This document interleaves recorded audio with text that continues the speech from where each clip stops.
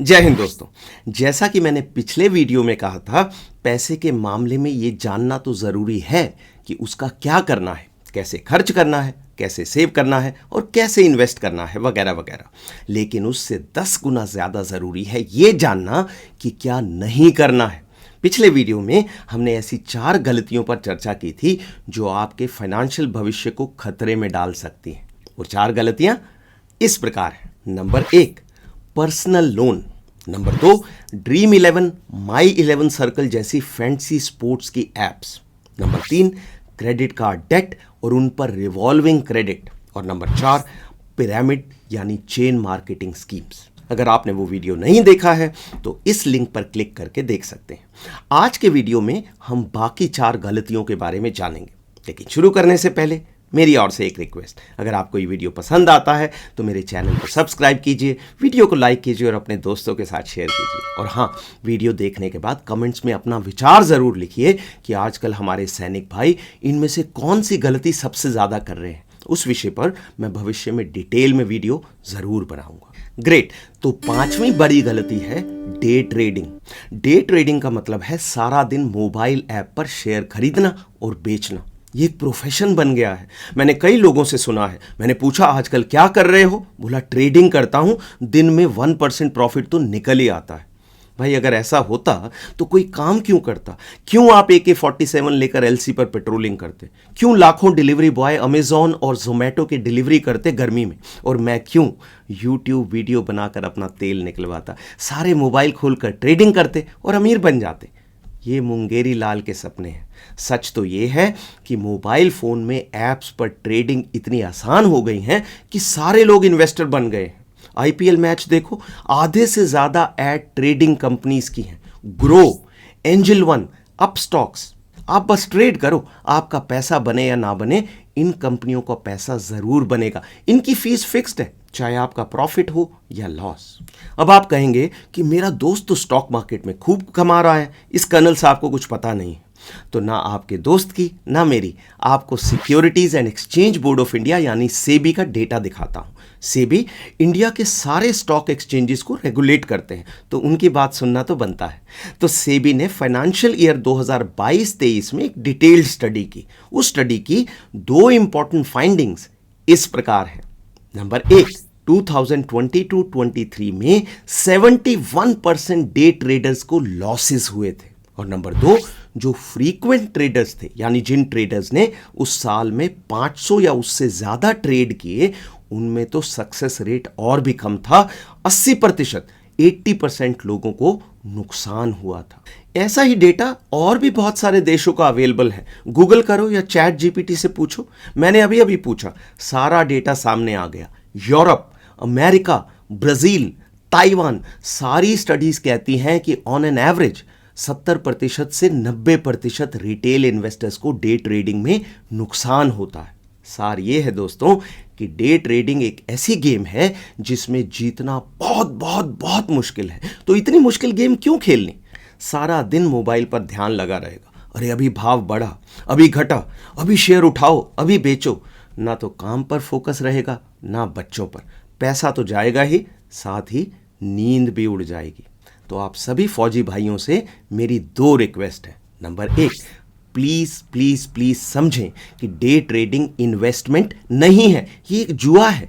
Warren Buffett, जो कि इतिहास के सबसे सफल इन्वेस्टर माने जाते हैं, उनका कहना है कि मार्केट को प्रिडिक्ट नहीं किया जा सकता। वो कहते हैं कि आप मुझसे पूछो कि मार्केट अगले हफ्ते ऊपर जाएगी या नीचे, मुझे कोई आइडिया नहीं। 1 साल बाद ऊपर होगी या नीचे, मुझे कोई आइडिया नहीं। लेकिन ये ज़रूर कह सकता हूं कि 10 साल बाद ज़रूर ऊपर होगी। मतलब चाहे स्टॉक मार्केट हो या म्यूचुअल फंड, ये लॉन्ग टर्म गेम है। अगर स्टॉक मार्केट में पैसे लगाने हैं तो लॉन्ग टर्म इन्वेस्टमेंट करें, डे ट्रेडिंग नहीं। और नंबर 2, व्हाट्सएप, यूट्यूब और टेलीग्राम चैनल्स पर जो टिप्स मिलती हैं उनसे दूर रहें। अगर इन लोगों के पास इतनी नॉलेज होती तो वो आपको क्यों बताते, खुद ना खरीद लेते सारे शेयर। ऐसा कोई बंदा देखा है जिसे सोने की खान का नक्शा मिला हो और वो आपको भी साथ ले जाना चाहता हो? ये जो लोग सोने की खान का नक्शा आपको दिखा रहे हैं, चाहे टीवी पर, व्हाट्सएप पर या यूट्यूब पर, ये नक्शा गलत है। ये आपको मिसलीड कर रहे हैं।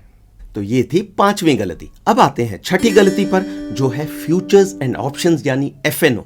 अगर डे ट्रेडिंग जुआ है तो एफएनओ महाजुआ है।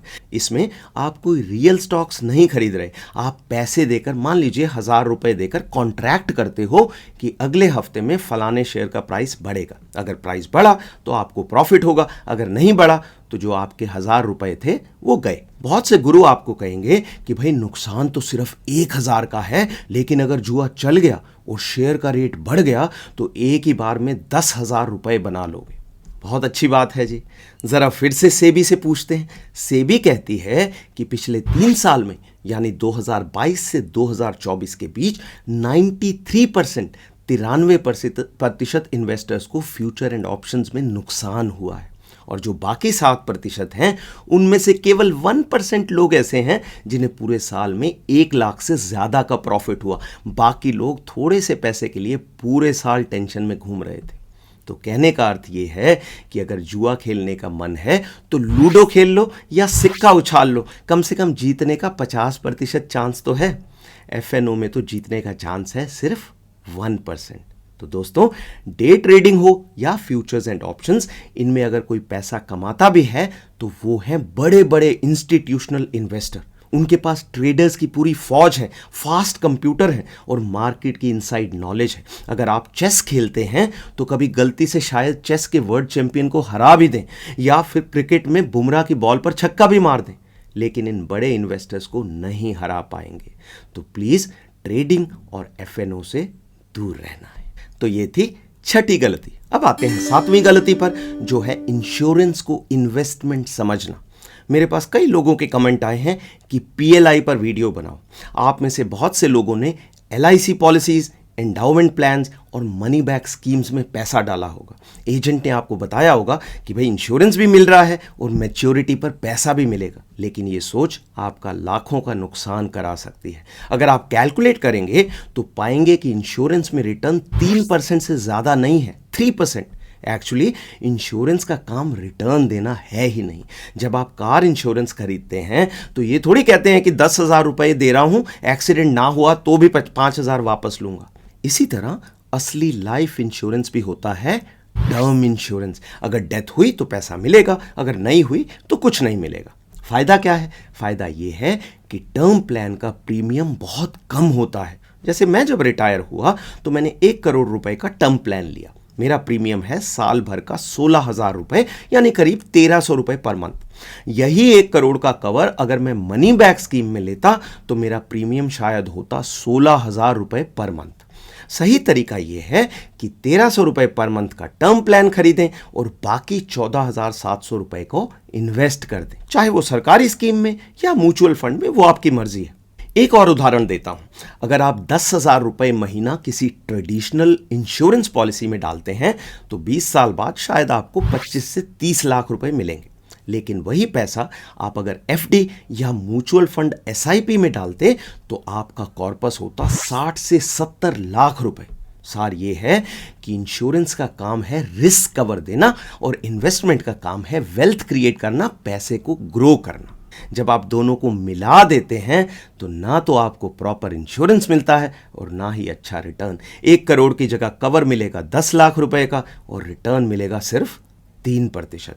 अब आप कहेंगे कि अगर ऐसा है तो एजेंट हमेशा मनी बैक और यूलिप की बात क्यों करते हैं, टर्म प्लान के बारे में क्यों नहीं बताते?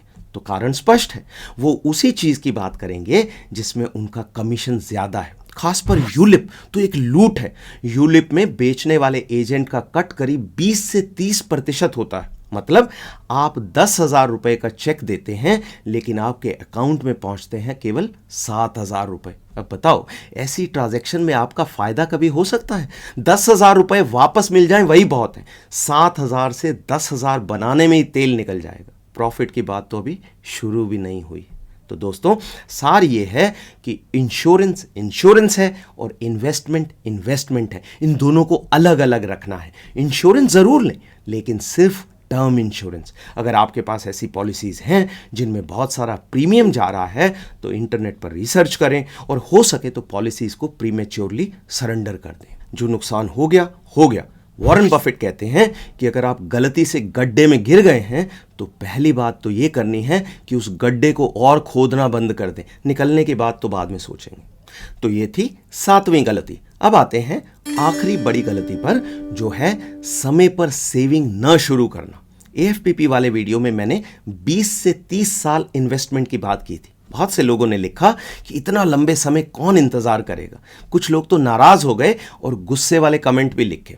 वास्तव में वो अपने आप से गुस्सा हैं, क्योंकि 20 साल नौकरी हो गई है लेकिन सेविंग्स बिल्कुल भी नहीं है। तो दोस्तों, इन्वेस्टमेंट का पहला रूल यही है कि पैसा धीरे धीरे बढ़ता है।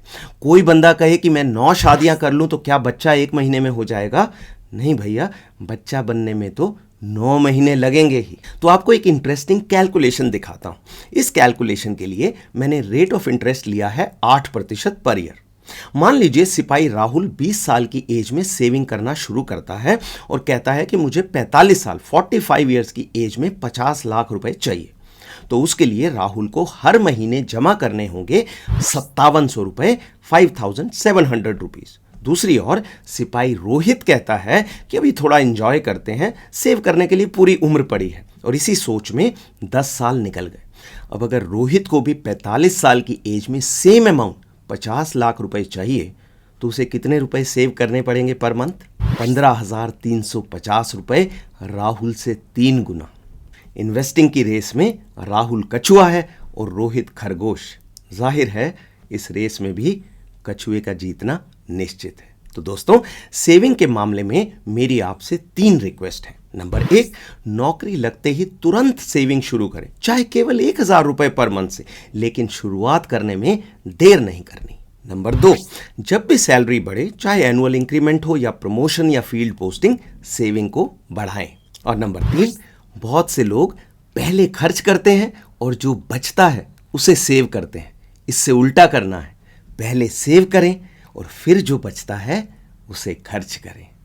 तो ये था आज का वीडियो। मैं आपके और आपके फैमिली के सुखद भविष्य के लिए कामना करता हूँ। अगले वीडियो तक अपना ख्याल रखें और स्वस्थ रहें।